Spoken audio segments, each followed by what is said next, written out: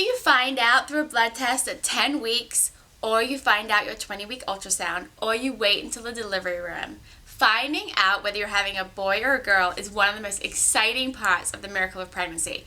I can't tell you how many hours you're going to spend deliberating over whether you're having a boy or a girl, and it's really, really such a fun, wonderful thing to do.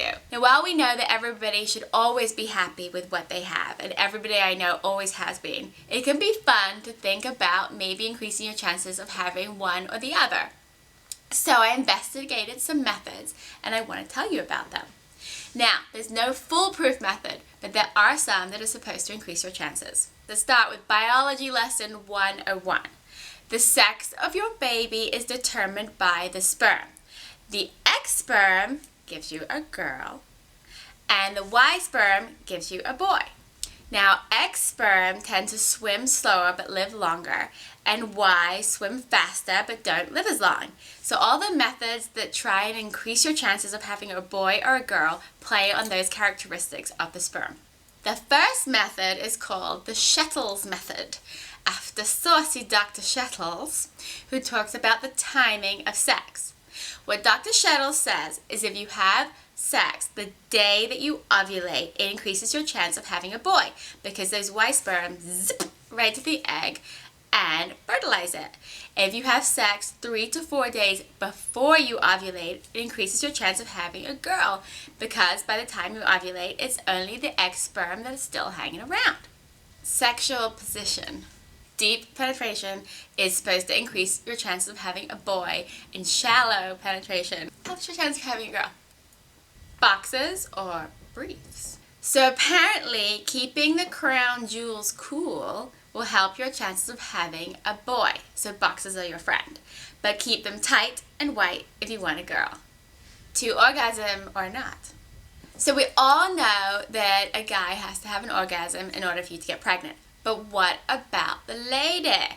Does she need to? I know she wants to, but does she need to? There's recent studies to show that if you have an orgasm, you increase your chances of having a boy because the contractions of the uterus push the Y sperm up the uterus to the egg quicker. So, saucy. Diet.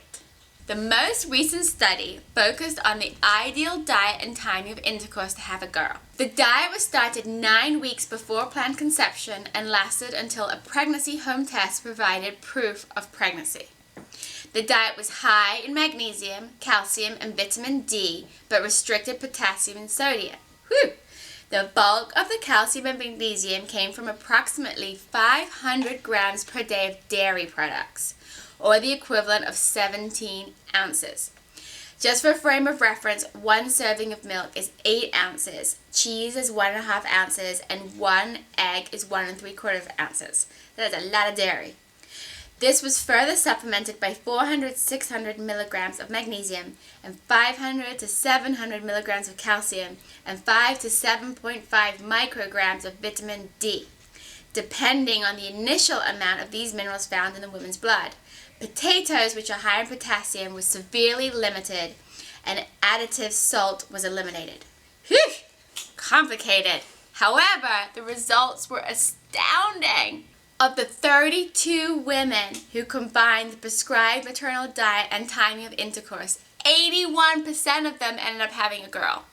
Finding out whether you're having a girl or a boy is one of the most exciting parts of the miracle of pregnancy. Remember, at the end of the day, you can be so happy with whatever you have. Follow me at Rosie Pope for more useful information, or go to rosiepope.com. And if you have ideas for videos you want me to make, just let me know.